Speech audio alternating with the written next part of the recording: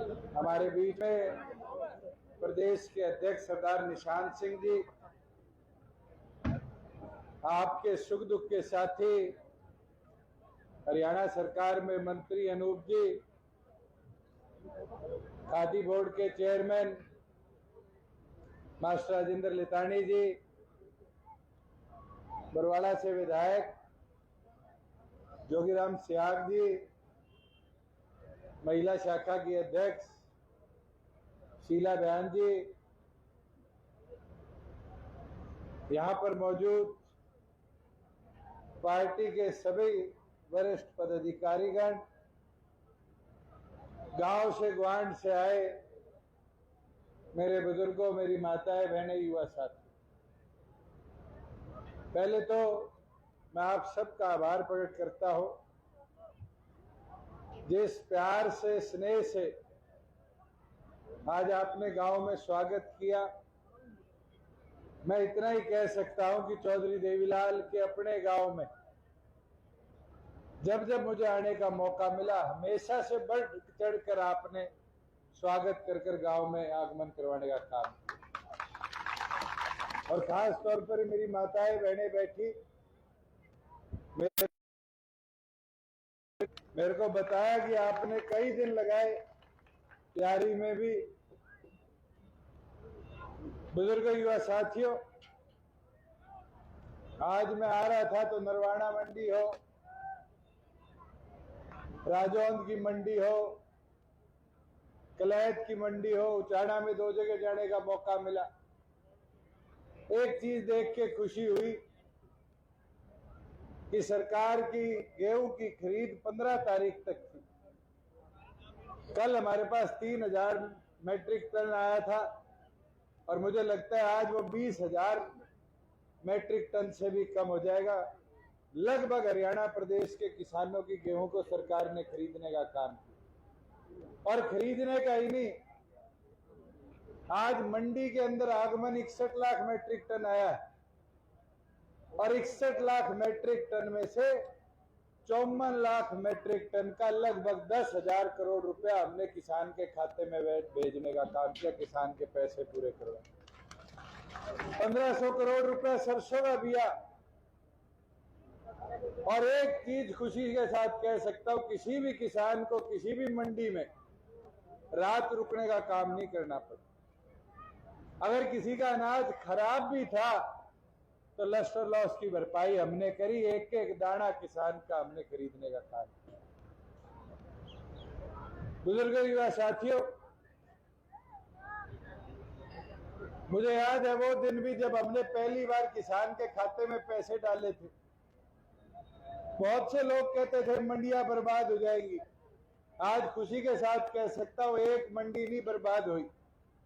पहले तो 200 मंडियों में गेहूं की खरीद होती थी, इस बार 409 परचेज सेंटर में गेहूं की खरीद करने का काम किया हमने। 209 नए परचेज सेंटर प्रदेश में बनाए।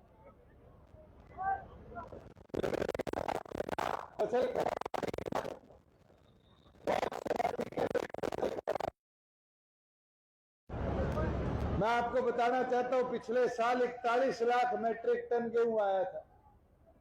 इस साल 61 लाख मैट्रिक टन गेहूं आया। अगर खराबा हुआ होता तो क्या 20 लाख मैट्रिक टन गेहूं यूं ही पैदा हो जाता हरियाणा प्रदेश के अंदर। मगर उन लोगों को जरूर बताना चाहता हूं, कांग्रेस के राज में मुआवजा मिला करता था 2 रुपए, 5 रुपए, 7 रुपए, 1.5 रुपए।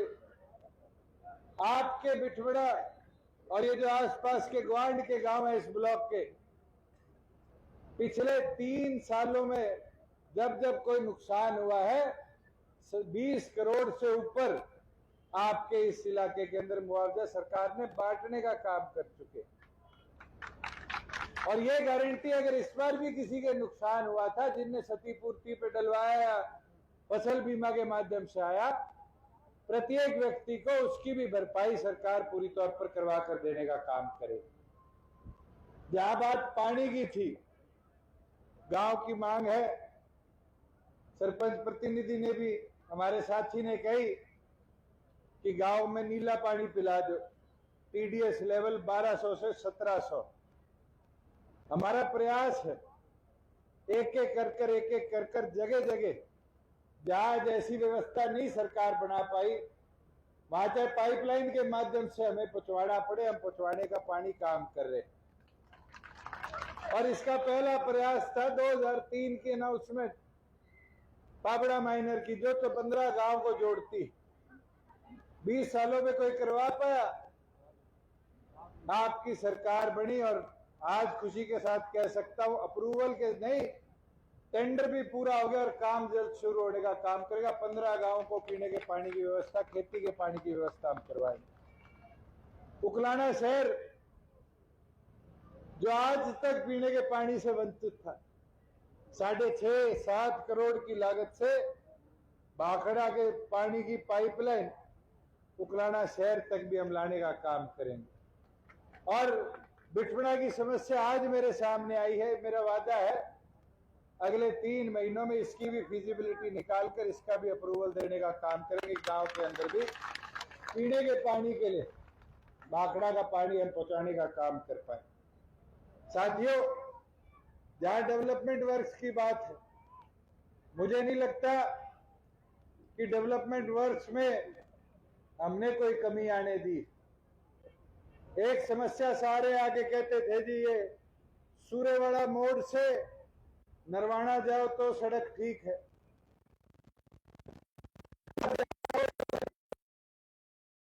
उकलाना शहर में पुल की दिक्कत थी, आपने पुल बनवा दिया, वो सड़क भी ठीक हो जाएगी। एक सड़क रहेगी टवाना की तरफ।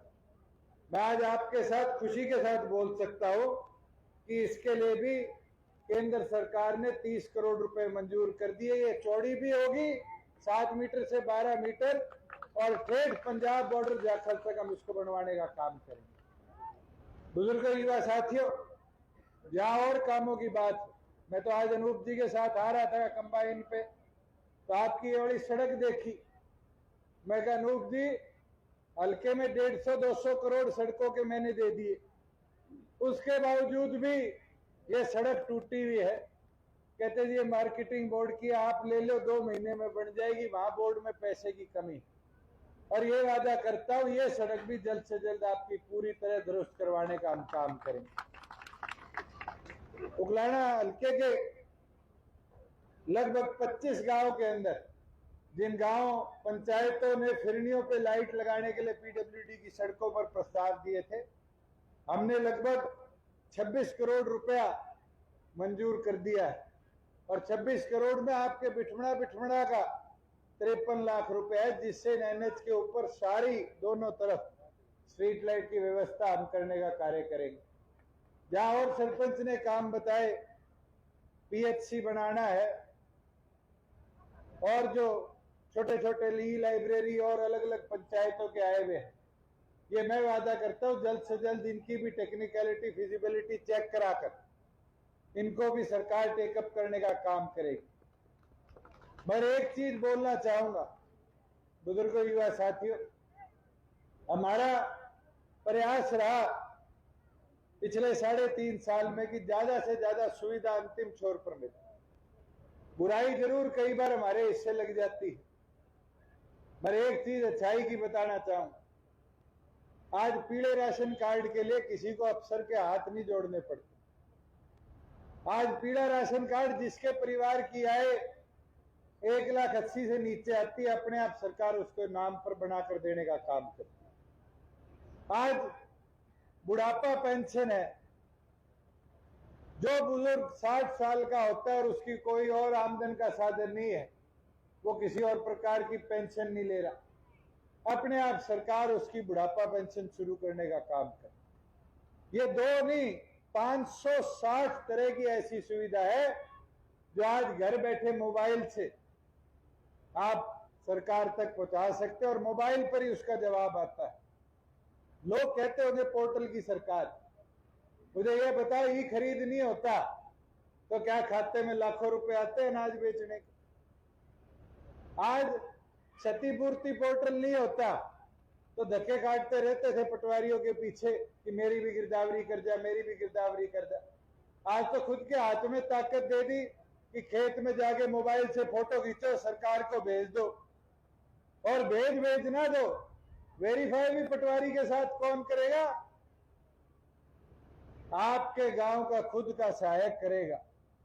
अब तो विश्वास है कि पारदर्शी तौर पर सरकार ने सर्वे सिस्टम शुरू किया।